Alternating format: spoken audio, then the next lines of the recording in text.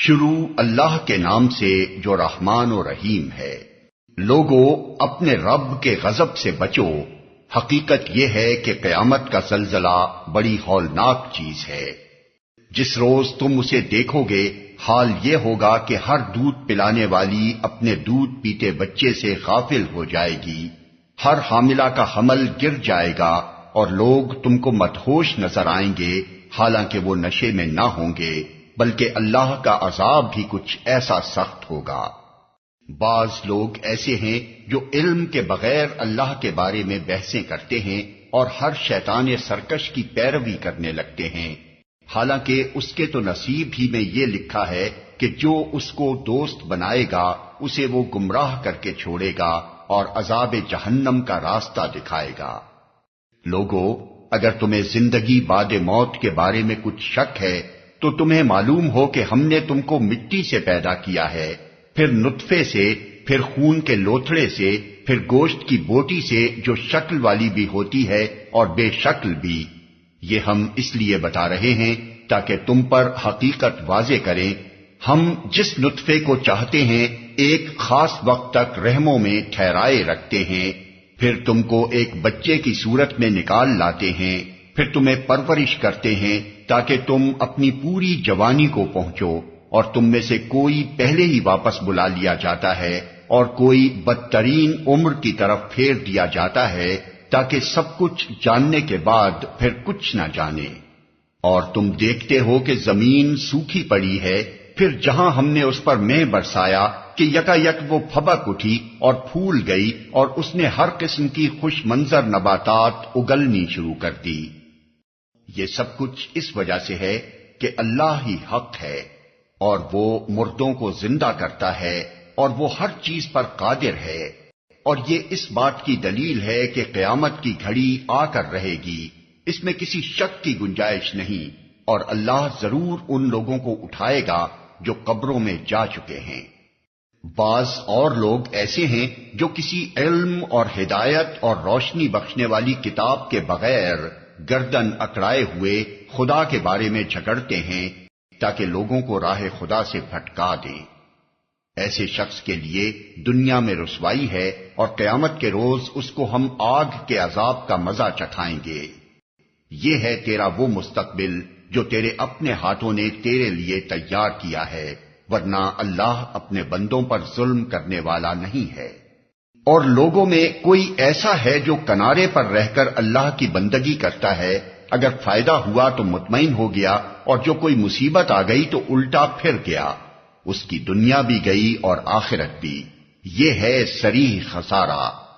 پھر وہ اللہ کو چھوڑ کر ان کو پکارتا ہے جو نہ اس کو نقصان پہنچا سکتے ہیں نہ فائدہ۔ یہ ہے گمراہی کی انتہا۔ وہ ان کو پکارتا ہے جن کا نقصان ان کے نفع سے قریب تر ہے، بدترین ہے اس کا مولا اور بدترین ہے اس کا رفیق۔ اس کے برعکس اللہ ان لوگوں کو جو ایمان لائے اور جنہوں نے نیک عمل کیے یقیناً ایسی جنتوں میں داخل کرے گا جن کے نیچے نہریں بہہ رہی ہوں گی۔ اللہ کرتا ہے جو کچھ چاہتا ہے۔ جو شخص یہ گمان رکھتا ہو کہ اللہ دنیا اور آخرت میں اس کی کوئی مدد نہ کرے گا، اسے چاہیے کہ ایک رسی کے ذریعے آسمان تک پہنچ کر شگاف لگائے، پھر دیکھ لے کہ آیا اس کی تدبیر کسی ایسی چیز کو رد کر سکتی ہے جو اس کو ناگوار ہے۔ ایسی ہی کھلی کھلی باتوں کے ساتھ ہم نے اس قرآن کو نازل کیا ہے، اور ہدایت اللہ جسے چاہتا ہے دیتا ہے۔ جو لوگ ایمان لائے اور جو یہودی ہوئے اور سابئی اور نصارہ اور مجوس اور جن لوگوں نے شرک کیا، ان سب کے درمیان اللہ قیامت کے روز فیصلہ کر دے گا۔ ہر چیز اللہ کی نظر میں ہے۔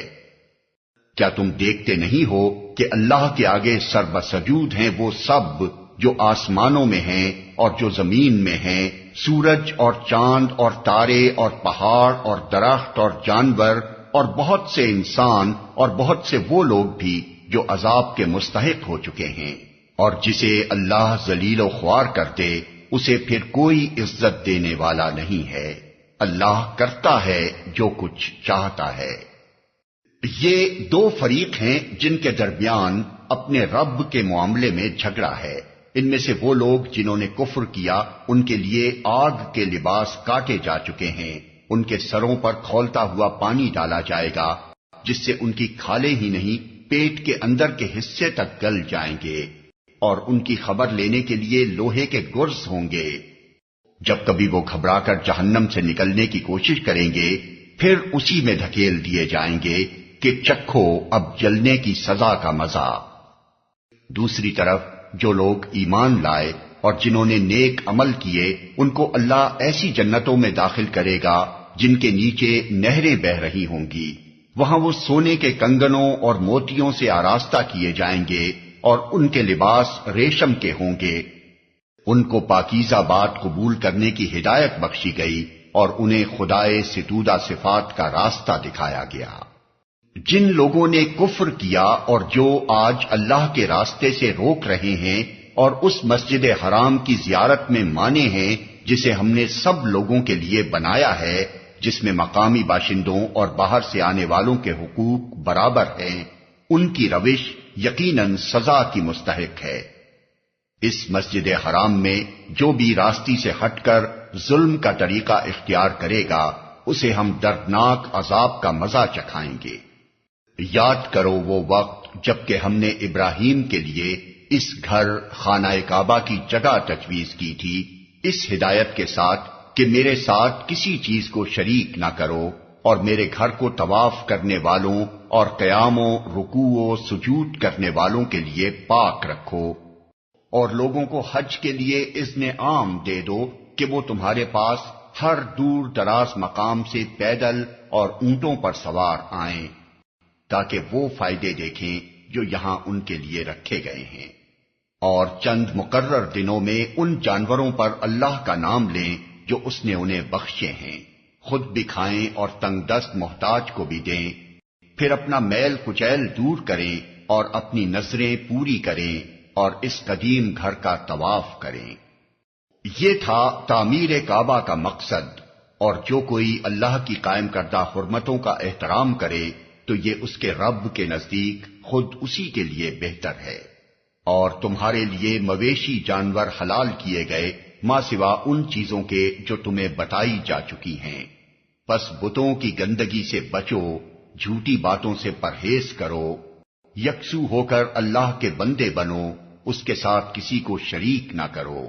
اور جو کوئی اللہ کے ساتھ شرک کرے تو گویا وہ آسمان سے گر گیا، اب یا تو اسے پرندے اچک لے جائیں گے یا ہوا اس کو ایسی جگہ لے جا کر پھینک دے گی جہاں اس کے چیتھڑے اڑ جائیں گے۔ یہ ہے اصل معاملہ،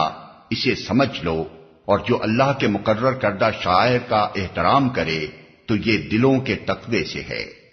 تمہیں ایک وقت مقرر تک ان ہدی کے جانوروں سے فائدہ اٹھانے کا حق ہے، پھر ان کے قربان کرنے کی جگہ اسی قدیم گھر کے پاس ہے۔ ہر امت کے لیے ہم نے قربانی کا ایک قاعدہ مقرر کر دیا ہے تاکہ اس امت کے لوگ ان جانوروں پر اللہ کا نام لیں جو اس نے ان کو بخشے ہیں۔ ان مختلف طریقوں کے اندر مقصد ایک ہی ہے، پس تمہارا خدا ایک ہی خدا ہے اور اسی کے تم مطیع فرمان بنو۔ اور اے نبی بشارت دے دے عاجزانہ روش اختیار کرنے والوں کو، جن کا حال یہ ہے کہ اللہ کا ذکر سنتے ہیں تو ان کے دل کانپ اٹھتے ہیں، جو مصیبت بھی ان پر آتی ہے اس پر صبر کرتے ہیں، نماز قائم کرتے ہیں، اور جو کچھ رزق ہم نے ان کو دیا ہے اس میں سے خرچ کرتے ہیں۔ اور قربانی کے اونٹوں کو ہم نے تمہارے لیے شعائر اللہ میں شامل کیا ہے، تمہارے لیے ان میں بھلائی ہے، پس انہیں کھڑا کر کے ان پر اللہ کا نام لو، اور جب قربانی کے بعد ان کی پیٹھیں زمین پر ٹک جائیں تو ان میں سے خود بھی کھاؤ اور ان کو بھی کھلاؤ جو قناعت کیے بیٹھے ہیں، اور ان کو بھی جو اپنی حاجت پیش کریں۔ ان جانوروں کو ہم نے اس طرح تمہارے لیے مسخر کیا ہے تاکہ تم شکریہ ادا کرو۔ نہ ان کے گوشت اللہ کو پہنچتے ہیں نہ خون، مگر اسے تمہارا تقوی پہنچتا ہے۔ اس نے ان کو تمہارے لیے اس طرح مسخر کیا ہے تاکہ اس کی بخشی ہوئی ہدایت پر تم اس کی تکبیر کرو، اور اے نبی بشارت دے دو نیکوکار لوگوں کو۔ یقیناً اللہ مدافعت کرتا ہے ان لوگوں کی طرف سے جو ایمان لائے ہیں، یقیناً اللہ کسی خائن کافر نعمت کو پسند نہیں کرتا۔